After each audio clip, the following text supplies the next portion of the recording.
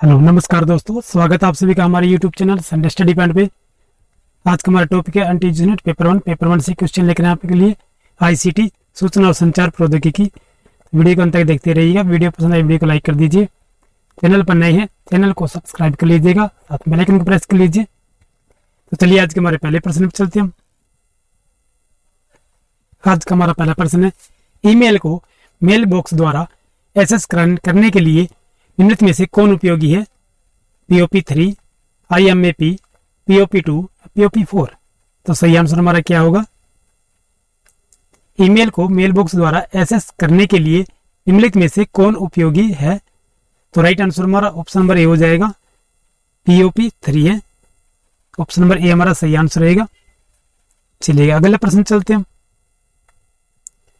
यह एक on screen कार्य क्षेत्र है जिसे एकदम किसी असली डेस्क की तरह सेट किया जाता है। इसमें से आप इन ऑब्जेक्ट्स को उसी तरह ले जाओ और पुनर्व्यवस्थित कर और कार्य प्रारंभ और समाप्त कर सकते हैं जैसे आप किसी वास्तविक डेस्क पर काम कर रहे हैं। इसी विंडोज, डेस्कटॉप, प्रारंभ मेन्यू, प्रोग्राम, इनमें से कोई नहीं। तो राइट आंसर हमारा क्या होगा? यह एक ऑन स्क्रीन कार्य क्षेत्र है जिसे एकदम किसी असली डेस्क की तरह सेट किया जाता है।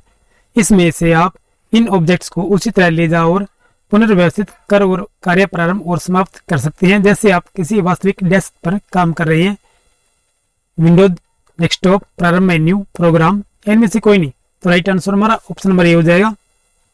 इसे विंडोज डेस्कटॉप कहते हैं। ऑप्शन नंबर ए हमारा राइट आंसर रहेगा। खालिस्तान को आंतरिक मेमोरी भी कहते हैं। प्राथमिक memory, read only memory, random access memory, PROM. तो राइट आंसर हमारा ऑप्शन नंबर ए हो जाएगा। इसे प्राथमिक मेमोरी भी कहते हैं, आंतरिक मेमोरी भी कहते हैं। प्राथमिक मेमोरी को आंतरिक मेमोरी भी कहते हैं। चलिए अगले प्रश्न चलते हैं।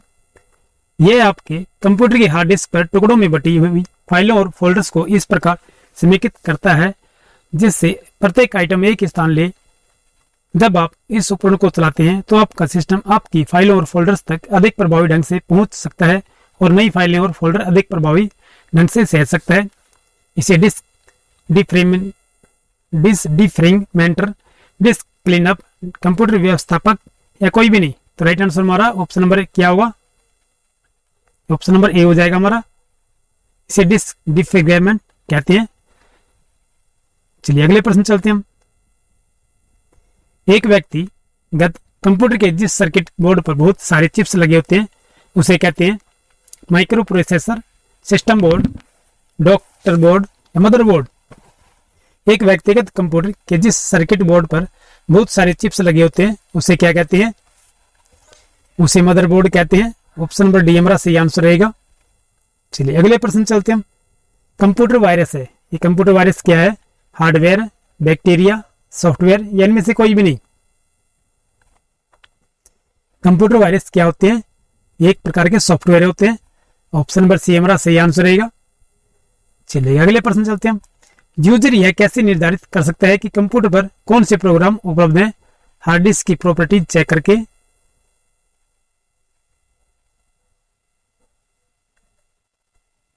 बूटिंग प्रोसेस के दौरान इंस्टॉल्ड प्रोग्राम देख करके, इंस्टॉल्ड प्रोग्राम की लिस्ट के लिए ऑपरेटिंग सिस्टम चेक करके या डिस्क पर सेव की गई विद्यमान फाइलें चेक करके। तो सही आंसर हमारा ऑप्शन नंबर डी हो जाएगा। ये डिस्क पर सेव की गई विद्यमान फाइलें चेक करके। चलिए अगले प्रश्न चलते हैं हम। MS वर्ड ऑफिस 2007 का फाइल एक्सटेंशन होता है .pdf, .doc, .docs, .text। तो सही आंसर क्या होगा? MS वर्ड ऑफिस 2007 का फाइल एक्सटेंशन होता है, क्या होता है? तो सही आंसर हमारा ऑप्शन नंबर सी हो जाए। ये .docs होता है, DOCX। चलिए अगले प्रश्न चलते हैं हम। खालिस्तान एक उपसंधि प्रोटोकॉल है जो ईमेल ग्राहकों को आपके कंप्यूटर में ईमेल के डाउनलोड करने के लिए इस्तेमाल होता है। TCP, FTP, SMTP या POP। तो राइट आंसर क्या होगा? ऑप्शन नंबर डी हमारा सही आंसर रहेगा। POP होता है जो एक उपसंधि प्रोटोकॉल है जो ईमेल ग्राहकों को आपके कंप्यूटर में ईमेल के डाउनलोड करने के लिए इस्तेमाल होता है। POP। चलिए अगले प्रश्न चलते हैं हम। निम्नलिखित में से कौन सा मीथेन का स्रोत है? आर्द्र सतल, इसे वेटलैंड्स कहते हैं, फोम उद्योग, तापीय विद्युत संयंत्र, सीमेंट उद्योग। तो राइट आंसर क्या होगा? निम्नलिखित में से कौन सा मीथेन का स्रोत है? यह आर्द्र सतल है, जिसे वेटलैंड्स कहते हैं। ऑप्शन नंबर ए हमारा सही आंसर रहेगा। रिलेशनल डाटाबेस में यह एक डाटा स्ट्रक्चर है जो एक सिंगल टॉपिक संबंधी इंफॉर्मेशन का रोज और कॉलमों में ऑर्गेनाइज करता है। ब्लॉक, रिकॉर्ड, ट्यूपल या टेबल। तो राइट आंसर हमारा क्या होगा? रिलेशनल डाटाबेस में यह एक डाटा स्ट्रक्चर है जो एक सिंगल टॉपिक संबंधी इंफॉर्मेशन का रोज और कॉलमों में ऑर्गेनाइज करता है। इसे क्या कहते हैं? इसे हम टेबल कहते हैं। ऑप्शन नंबर डी हमारा सही आंसर रहेगा। चलिए अगले प्रश्न चलते हैं हम। छोटे एप्लीकेशन प्रोग्राम जो वेब पेज पर चलते हैं और यह सुनिश्चित करते हैं कि फॉर्म ठीक से पूरा हो गया है या एनिमेशन प्रोवाइड करते हैं, तो उन्हें क्या कहते हैं? Flash, spiders, cookies, एप्लेट्स। तो सही आंसर हमारा क्या होगा? छोटे एप्लीकेशन प्रोग्राम जो वेब पेज पर चलते हैं और यह सुनिश्चित करते हैं कि फॉर्म ठीक से पूरा हो गया है या एनिमेशन प्रोवाइड कराते हैं, तो उन्हें क्या कहते हैं? तो राइट आंसर हमारा ऑप्शन नंबर डी हो जाएगा। इसे एप्लेट्स कहते हैं। ऑप्शन नंबर डी हमारा सही आंसर रहेगा। चलिए अगले प्रश्न चलते हैं हम। कौन सा प्रोग्राम कंप्यूटर के विभिन्न विभागों को नियंत्रण करता है और प्रयोक्ता को कंप्यूटर के साथ इंटरेक्ट करने देता है? Utility software, operating system, word processing software, database program. तो राइट आंसर हमारा क्या होगा? कौन सा प्रोग्राम कंप्यूटर के विभिन्न भागों को नियंत्रण करता है और प्रयोक्ता को कंप्यूटर के साथ इंटरेक्ट करने देता है? यूटिलिटी और सॉफ्टवेयर होते हैं। ऑप्शन नंबर ए हमारा सही आंसर रहेगा। चलिएगा अगले प्रश्न चलते हैं हम। निम्नलिखित में से कौन सा कथन सत्य है हमारा? बाइनरी नंबर में बाइट एक सिंगल डिजिट होता है।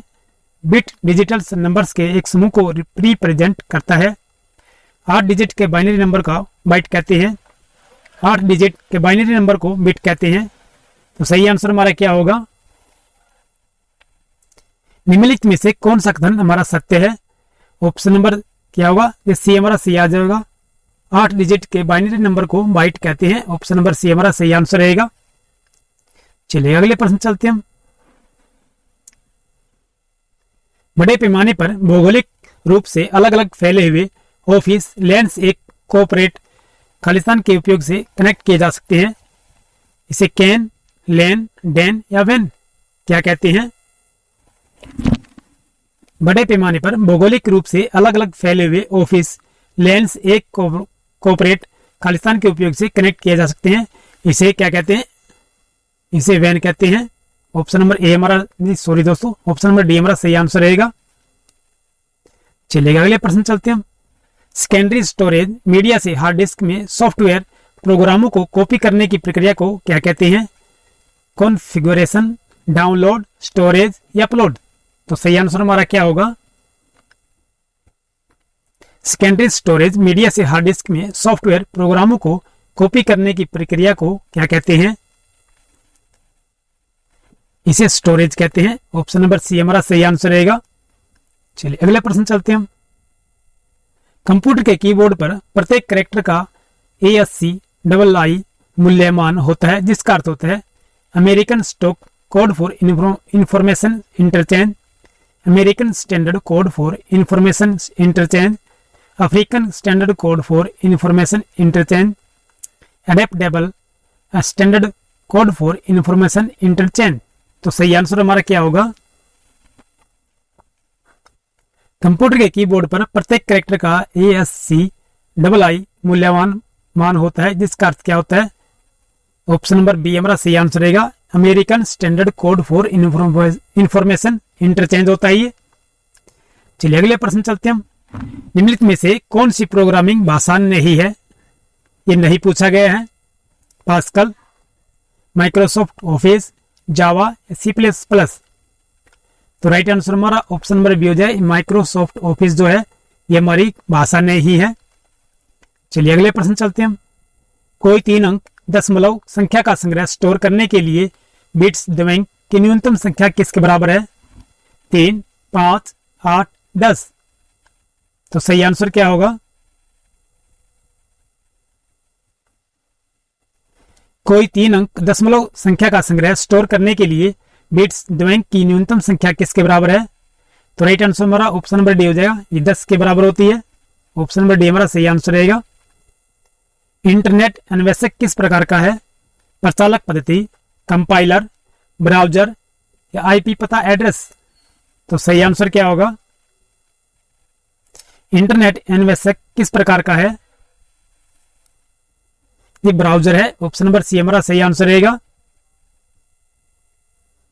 POP3 तथा IMAP ईमेल अकाउंट है जिसमें एक अपने आप ही प्रतिदिन अपनी मेल पाता है, एक को अपनी मेल पढ़ने के लिए सर्वर से संबंधित होना पड़ता है, एक को ईमेल भेजने तथा प्राप्त करने के लिए केवल सर्वर से संबंधित होना पड़ता है, एक को किसी टेलीफोन लाइन की जरूरत नहीं है। तो सही आंसर हमारा क्या होगा? POP3 तथा IMAP ईमेल अकाउंट है। ये कैसे अकाउंट है?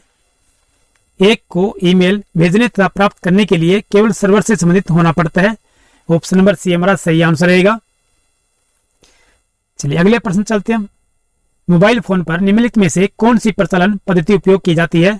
Window Vista, Android, Windows XP या इनमें सभी? तो राइट आंसर हमारा क्या होगा? मोबाइल फोन पर निम्नलिखित में से कौन सी प्रचालन पद्धति उपयोग की जाती है? इनमें सभी है ये। तो विंडो विस्टा भी होती है, एंड्रॉयड भी और विंडोज XP, ये तीनों ही पद्धति होती है। चलिए अगले प्रश्न चलते हैं हम।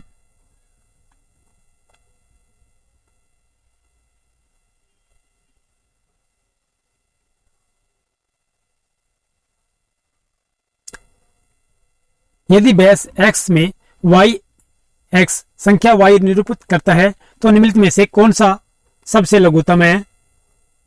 यदि बेस x में x संख्या y निरूपित करता है तो निम्नलिखित में से कौन सा सबसे लघुत्तम है?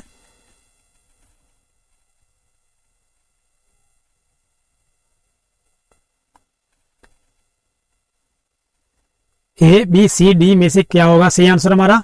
ऑप्शन नंबर सी हमारा सही आंसर रहेगा। ठीक है, 4, 4, 1, 1, 1, 10 की होगा। यदि बेस में x में x संख्या y निरूपित करता है तो निम्नलिखित में से कौन सा सबसे लघुत्तम होगा? ये सबसे छोटा पूछा गया है तो ये होगा हमारा। चलिए अगले प्रश्न चलते हैं हम। उच्च स्तरीय प्रोग्रामिंग भाषा को निम्नलिखित में से किसका उपयोग करके मशीन भाषा में बदला जा सकता है? ओरेकल, कंपाइलर, मैटवेब, असेंबलर? तो राइट आंसर हमारा क्या होगा? उच्च स्तरीय प्रोग्रामिंग भाषा को निम्नलिखित में से किसका उपयोग करके मशीन भाषा में बदला जा सकता है? तो मशीनी भाषा में बदलने के लिए क्या होगा? हमें कंपाइलर की आवश्यकता होगी। चाहे हम किसी भी प्रकार की भाषा हो उसको मशीनी भाषा में बदलने के लिए हमें कंपाइलर की आवश्यकता होती है। चलिए अगले प्रश्न चलते हैं हम। HTML का उपयोग क्या बनाने को लिए किया जाता है? मशीन द्वारा प्रोग्राम, उच्च स्तर का प्रोग्राम, वेब पेज या वेब सर्वर? तो सही आंसर क्या होगा? HTML का उपयोग क्या बनाने के लिए किया जाता है? वेब पेज बनाने के लिए किया जाता है। ऑप्शन नंबर सी हमारा सही आंसर रहेगा। चलिए अगले प्रश्न चलते हैं हम। IPv4 और IPv6 एड्रेस है जिनका उपयोग इंटरनेट पर कंप्यूटरों की पहचान करने के लिए किया जाता है। तो निम्नलिखित में से सही कथन ज्ञात कीजिए।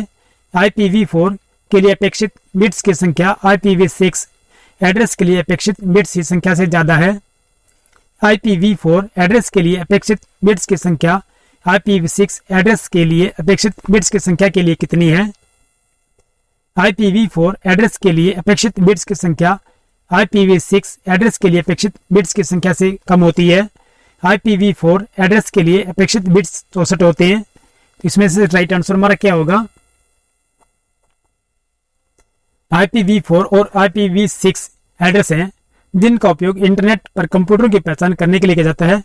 तो इनमें से कौन सा कथन हमारा सत्य होगा?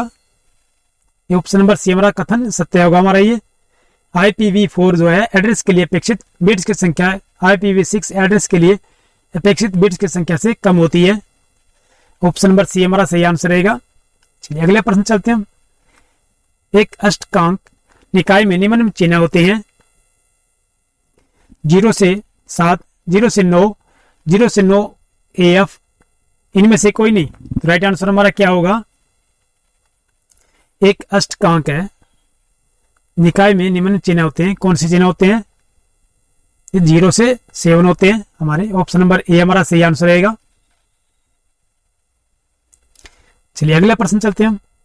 चिन्ह परिमाण प्रणाली में -9 घात 10 का द्विआधारी समतुल्य है। ABC में से क्या होगा हमारा सही आंसर? चिन्ह परिमाण प्रणाली में -9 की घात 10 का द्विआधारी समतुल्य क्या होगा? ये ऑप्शन नंबर सी हमारा सही आंसर होगा। 100 100 11 होगा। ऑप्शन नंबर सी हमारा सही आंसर रहेगा। ये क्वेश्चन कई बार पूछा जाता है। 100 100 11। चलिए अगला प्रश्न हमारा है।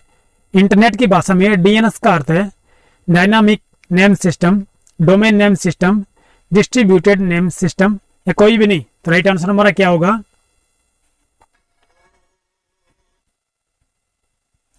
इंटरनेट की भाषा में DNS का अर्थ है, क्या अर्थ है? तो राइट आंसर हमारा ऑप्शन नंबर बी हो जाएगा, डोमेन नेम सिस्टम है। ऑप्शन नंबर बी हमारा सही आंसर रहेगा। तो दोस्तों ये हमारी छोटी सी वीडियो थी। वीडियो पसंद आई तो वीडियो को लाइक कर दीजिए और चैनल पर नए हैं चैनल को सब्सक्राइब कर लीजिएगा, साथ में बेल आइकन को प्रेस कर लीजिए। फिर मिलते हैं अगली नेक्स्ट वीडियो में। तब तक के लिए जय हिंद, जय भारत,